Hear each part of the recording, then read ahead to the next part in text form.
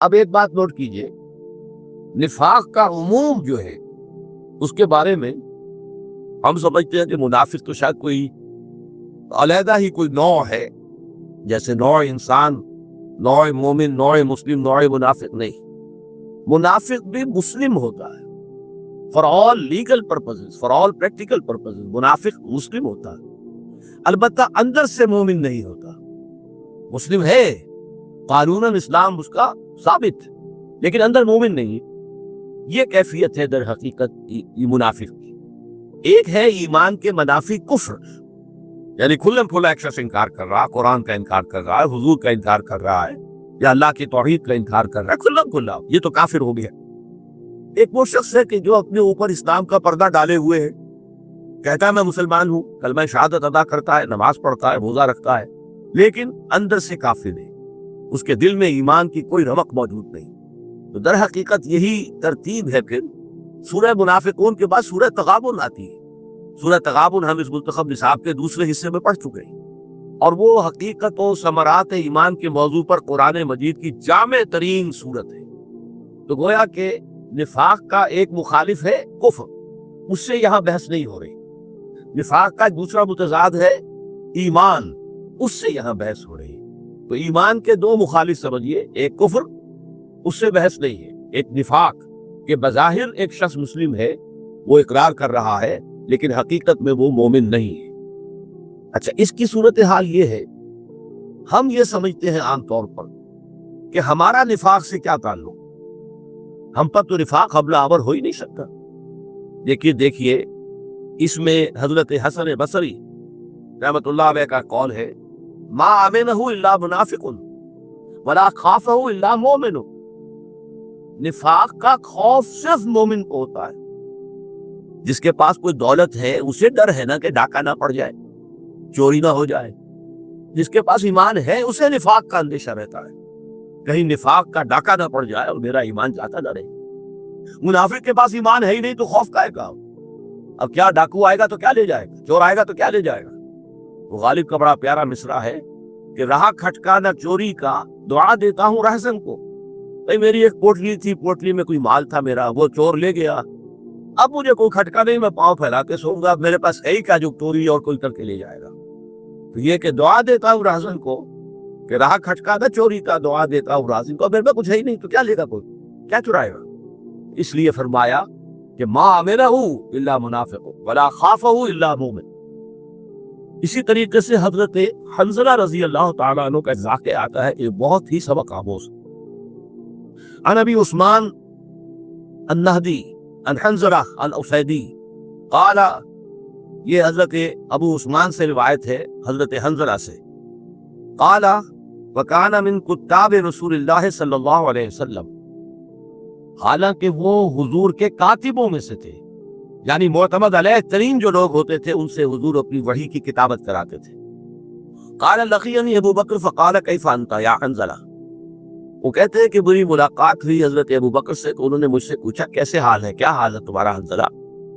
قال قلت نافق حنظلہ نافق حنظلہ نافق حنظلہ، میں نے عرض کیا کہ حنظلہ تو منافق ہو گیا، حنظلہ تو منافق ہو گیا، حنظلہ تو منافق ہو گیا۔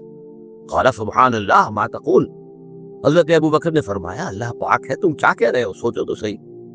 قال قلت نکون عند رسول اللہ صلی اللہ علیہ وسلم یذکرنا بالنار والجنت حتی کأننا رأی العین، میں نے کہا کہ جب ہم ہوتے ہیں حضور کی خدمت میں، حضور کی صحبت میں، اور آپ ہمیں نصیحت فرماتے ہیں، یاد دہانی کراتے ہیں، جہنم کا ذکر کرتے ہیں اور جنت کا ذکر کرتے ہیں، تو ہمیں ایسا محسوس ہوتا ہے کہ ہمیں جنت اور دوزخ آنکھوں سے نظر آ رہی ہیں، اس درجے یقین ہمیں پیدا ہو جاتا ہے۔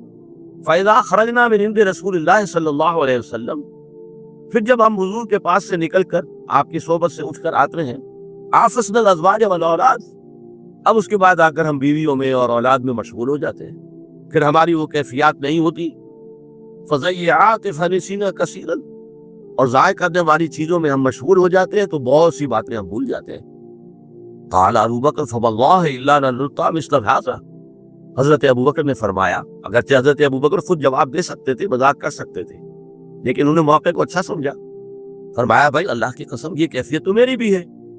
فانطلقت انا وابو بکر حتی دخلنا علی رسول اللہ صلی اللہ علیہ وسلم، تو اب میں اور ابو بکر دونوں چڑھے یہاں تک کہ حضور کے پاس ہم داخل ہوئے، حضور جہاں تشریف فرما تھے۔ قلت نافق حنظلہ یا رسول اللہ، میں نے کہا اے اللہ کے رسول حنظلہ تو منافق ہو گیا۔ قال رسول اللہ صلی اللہ علیہ وسلم وما ذاک، حضور نے سوال کیا کیا بات ہے، کیا کیفیت ہے جس سے تم نفاق سے ثابت کرتے ہیں؟ قلت یا رسول اللہ نکون عندک تذکرنا بالنار والجنہ، اے اللہ کے رسول میں نے عرض کیا ہم جب آپ کے پاس ہوتے ہیں آپ ہمیں یہ تذکیر کرتے ہیں، یا آپ دہانی کراتے ہیں جہنم سے بھی اور جنت سے بھی، حتیٰ کأننا رأی العین، ہمیں ایسا محسوس ہوتا ہے کہ ہم اپنی آنکھوں سے دیکھ رہے ہیں۔ فإذا خرجنا من عندک، پھر جب ہم آپ کے پاس سے چلے جاتے ہیں، عافسنا الازواج والاولاد والضیعات فنسینا کثیرا، تو اب ہم مشغول ہو جاتے ہیں اپنی بیویوں میں، اولاد میں، اور جو چیزیں ضائع ہونے والی ہیں دنیا کی چیزیں ہیں، تو ہم کافی چیزیں بھول جاتے ہیں۔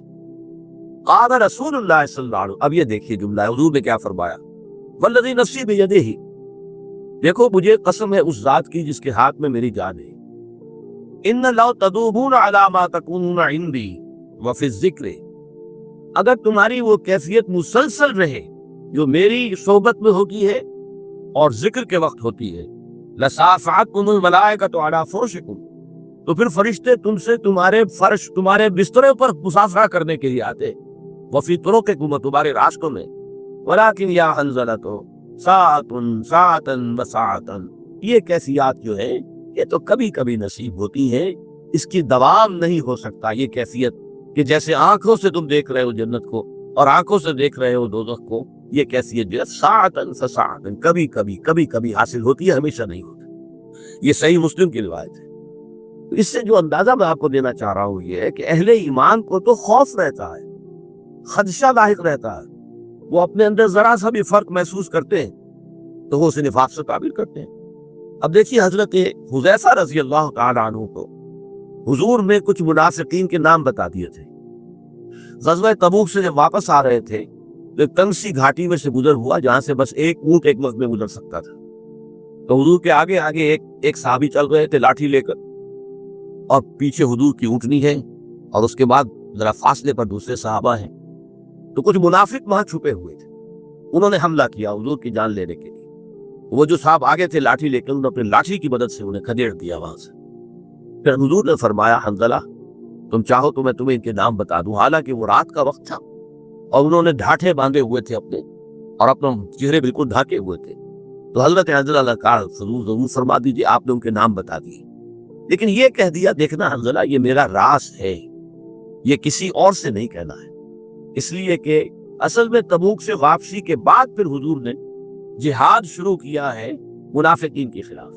اس سے پہلے آپ نے کوئی اقدام نہیں کیا تھا منافقین کے خلاف، کسی منافق کے نفاق کا پردہ چاک نہیں کیا تھا، کسی کو بالفعل منافق جو ہے شخصی طور پر قرار نہیں دیا تھا۔ اس لیے حضور نے فرمایا یہ میرا راز اپنے پاس رکھو، کسی کو بتانا نہ۔ لیکن یہ کہ صحابہ میں مشہور ہو گیا کہ حضور نے اپنا ایک راز جو ہے حنظلہ کو بتایا ہے، صاحب و سر النبی صلی اللہ علیہ وسلم، یہ اصل میں حضور کے رازدان ہے اور ایک راز حضور کا ان کے پاس ہے۔ اب یہ دیکھیے حضرت حذیفہ سے سوال کرتے ہیں حضرت عمر ان حذیفہ، حضرت حذیفہ سے روایت ہے قال مر بی عمر بن الخطاب وانا جالس فی المسجد، کہ میرے پاس سے عمر بن خطاب رضی اللہ تعالیٰ عنہ کا گزر ہوا اور میں مسجد میں بیٹھا ہوا تھا۔ فقال لی یا حذیفہ، تو انہوں نے مجھ سے کہا حضرت عمر نے حذیفہ ان فلانا قد مات فاشہدہ، وہ فلاں شخص فوت ہو گیا، جاؤ وہاں نماز جنازہ میں شرکت کرو۔ ثم مضى، یہاں تک پھر چلے گئے وہ، حتی اذا کاد یخرج من المسجد، پھر جب وہ وہاں سے جنازہ گاہ سے نکلنے لگے، التفت الیہ، پھر میری طرف متوجہ ہوئے، فرعانی، اور مجھے دیکھا، وانا جالس، میں بیٹھا ہوا تھا، فعرف، تو انہوں نے مجھے پہچان لیا۔